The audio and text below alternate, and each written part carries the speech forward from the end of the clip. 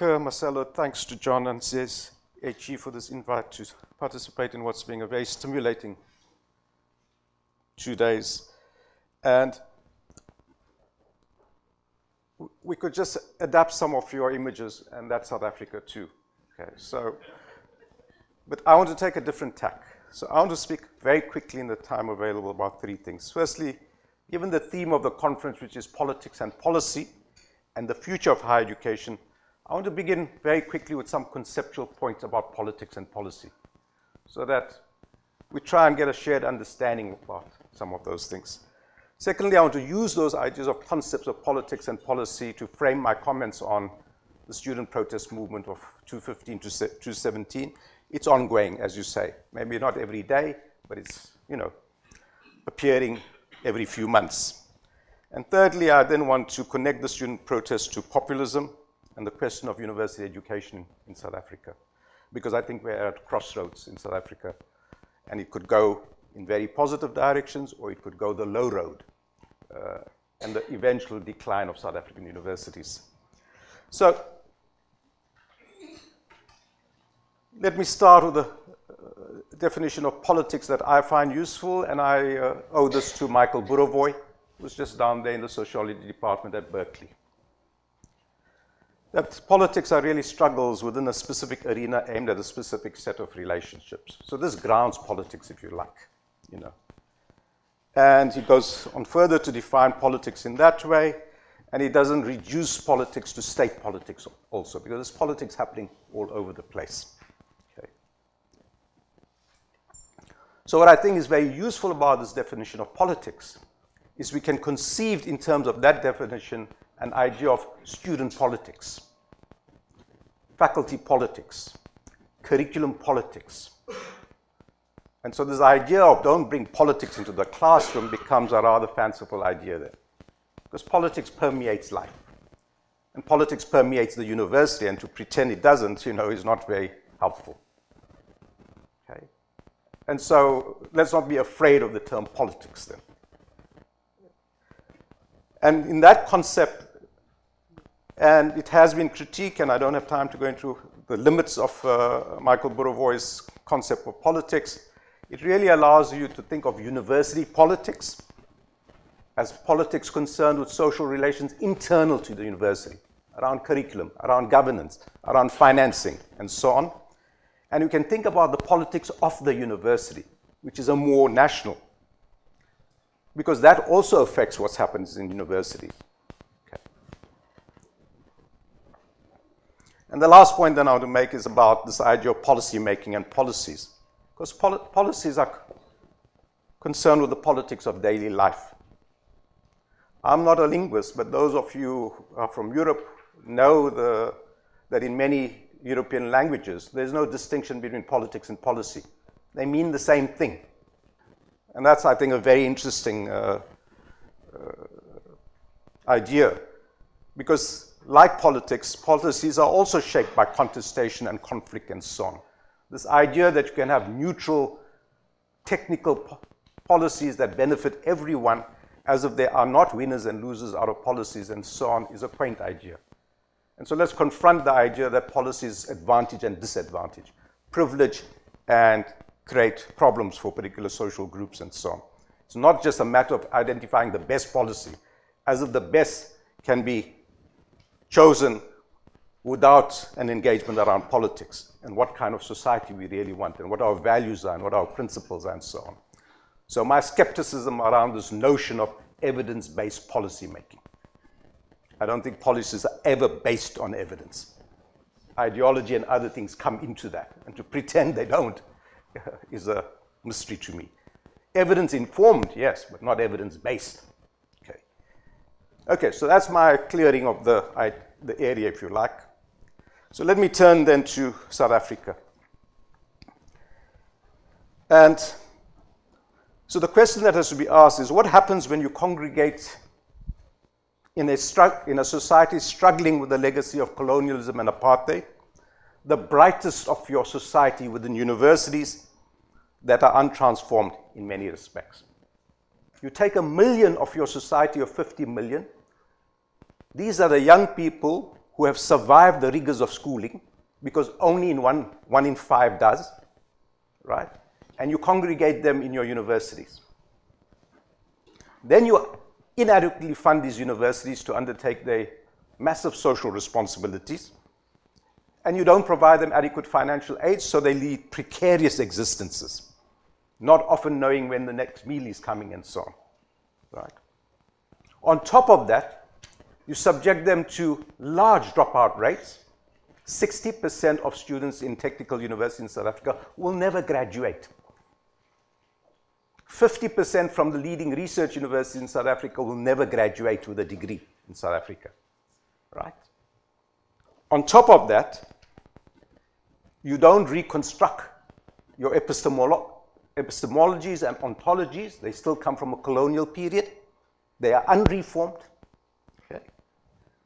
And then you subject them to institutional cultures suffused by whiteness, which makes you question what you're doing at this university, actually, as a black person or as a woman, because virtually every building is named after an old white man. Every photograph that you see around you suggests to you that you should not be here, right? And so you alienate them, you disempower them. Higher education is no longer an ennobling adventure. It becomes a matter of survival. And if you don't graduate, if you're not that 40% that graduate, you are discarded and become one of the 60% youth who are unemployed in South Africa. That's what's at stake by either getting a university degree or not getting a university degree. So when you do all this, you create an incredible environment which is going to erupt at some point. The real question in South Africa is not why it erupted in 2015, why it didn't erupt earlier. There were skirmishes and so on. What did it take for it to really erupt? And so, as you know, very quickly, the protest really begins at the University of Cape Town. And that was a point that I was very touched by what Mariki was saying. It's a good reason why it begins at the University of Cape Town, the one that's obsessed with global rankings, that sees itself as the #1 in South Africa, right? That has the least transformed student body, that has the least transformed faculty, that pays little attention to deracializing and decolonizing its institutional environment and so on. A university, so I'm able to speak more openly because I'm an ex-South African Vice-Chancellor and these are my colleagues, you know, that hasn't really paid attention to what is really important in South Africa and how you serve the society. It imagines it's somewhere else. I was the first black Vice-Chancellor in 102 years of Rhodes University. When I joined that university called itself the Princeton. You didn't hear that after my 8 years there. But it imagined itself to be Oxford in the Veld, as we call it, or Princeton. It never came to terms with this identity and what it had to really do to become a South African university. And so you'll never find me speaking about South African universities. You'll always find me speaking about universities in South Africa. Because I don't think we have South African universities. The leading universities on the African continent are not African universities. They are universities in Africa. They are really colonial implants that have not been reconstructed epistemologically and ontologically in terms of their knowledge programs and their education programs and how they serve social justice in Africa. By and large, the histories of these universities have been about the reproduction of the social order. It's not about the transformation of the social order. So now are we surprised why we have protests among students? So these are the demands that come out. It is not about Cecil John Rhodes' statue. It's not about the university currently called Rhodes University that I was Vice-Chancellor about. It is about the decolonizing of the university. It's about the deracializing of this university, a society in which 90% are black and only 10% are white. It's about the decolonizing of the curriculum so that there's a curriculum where black people are made to feel that they can contribute to knowledge, that knowledge is not something that comes from a different part of the world and associated with a particular social group. It's about addressing the institutional culture of whiteness. Many of these are parallel to what happened in the United States in the last few years. With the student protests on the 100 campuses that Robin Kelly has written very nicely about in the Boston Review. In a society that's 90% black, University of Cape Town's black faculty are only about 30%. And actually, most of those 30% are not South African. They're from other parts of the continent. Okay? And then it was around the reduction of tuition fees and increased financial aid because of these precarious existences. And so that generates this idea of free higher education. And here's something that was the most moving placard that you could find during these protests. It summarizes that what was at stake and what was behind these protests was not just about university politics. It was a politics of the university and the politics of our society. Because the Constitution sold us incredible dreams in 1994. And 20 years later, we don't seem to be moving. The continuities between the apartheid period and the post-94 seem to be much stronger than the discontinuities. And while the generation under Mandela and the older generation were patient and have seen the differences, the younger generation born after 94 are not seeing the changes or not seeing them as rapidly as they would like to see them. And so the roots of the student protests are really linked to the politics of the university. Firstly, state policies post-1994 that have really constrained fundamental economic and social transformation. The ANC government, the National Liberation Movement, when it came to power in 1994, committed itself to fundamental economic and social transformation, to the deracialization of the economy that was dominated by white South Africans. 80% of the shares on the Johannesburg Stock Exchange was owned by 7 companies and families who were white. 87% of the land in South Africa in 1994 was owned by 10% of the population. It's maybe 80% now, 20 years later. Okay? And of course, let's accept that this government came to power in a very hostile period, which I mentioned in my first, post the Berlin Wall. Okay? Where the Washington consensus comes down very heavily on you. Doesn't really leave you space to follow policies that perhaps are going to be more appropriate to your society, and a society that must undergo transformation. Okay? And that then has fed into the kind of populism you see now. And there are different kinds of population. You know, there's one kind of populism in the United States. The populism you see in South Africa is a different kind. It speaks a radical economic discourse, but is anything but that. It's very happy with the settlement that has happened post-94, which is the settlement amongst elites. So it becomes the 20% society. The other 80%, I'm afraid, are going to have to be repressed or provided social grants to survive. Okay? It's not a fundamental change in the society. And then as part of the whole dominance of neoliberal orthodoxies and so on, you start to cut back on public higher education. We only have public universities. We don't have any private universities worth their name. They're not even allowed to be called private universities or universities because they are not.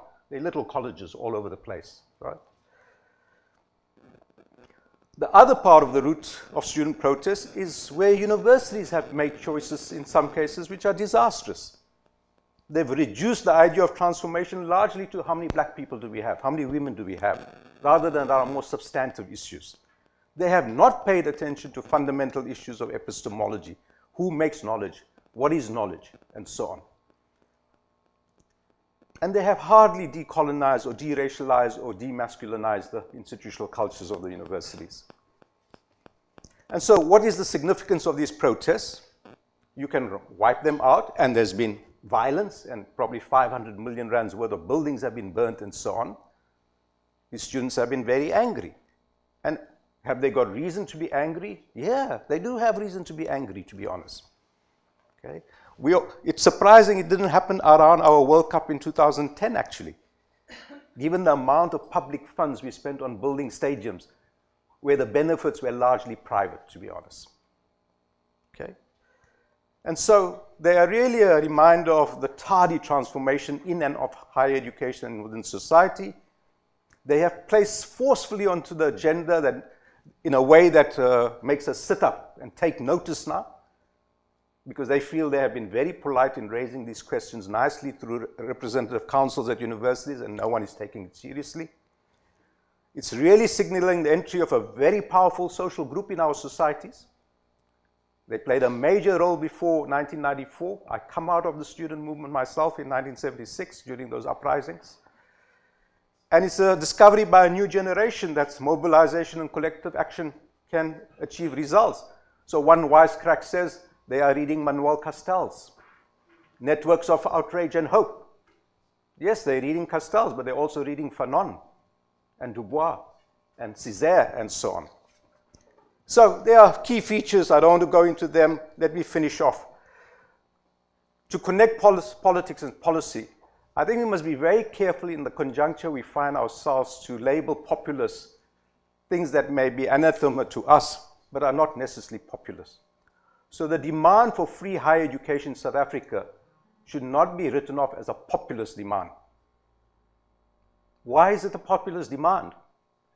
The last time I looked, in Germany you have free higher education. Many parts of the country you have free higher education. The US is not a model for many other parts of the world with its private higher education. Okay? So the question really is, free higher education for all or free higher education for the poor? Because free higher education for all in South Africa in the current situation becomes a wonderful subsidy for the rich and the middle classes. The parliamentarians will love it because their kids go to university free. My own position is free higher education for the poor. And then you may want to progressively realize this idea of free higher education for all, as long as you make the hard and tough choices around social policies and whether you can afford them and not bankrupt the next generations in that process. Thank you very much.